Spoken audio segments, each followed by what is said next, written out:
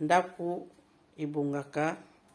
mwasi fo bongisa ndako oyo eza salon eza nango biloko ya chic ya cher te mais eza biloko moko normal dans classement ya mwasi na ndako esengaka boye oclasse mpenza bien motango azokota azosentir mpenza ke oui naza na kati ya pale omoni barideau otie barideau no kitoko otie mwa nzete na yo otie nzete na yo na coin obongisi o télévision na yo décoré bakiti evandi bien donc ezi couleur na tapis na rideau toye kote oyo ozomona classement ya ndako biloko nyonso eza na classement nango très bien très joli mais simple donc eza salon eza monene donc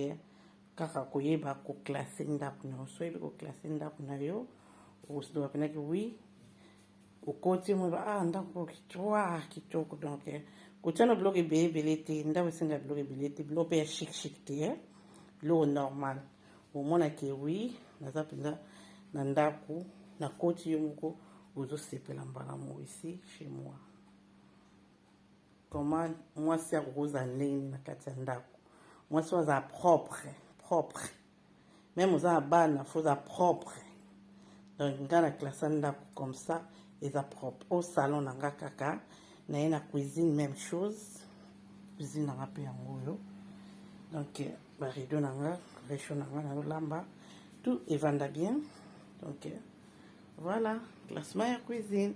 oyebi koklasse ndako na yo so oyebi kaka koklasse omona yo moto okota osepela na ndako donc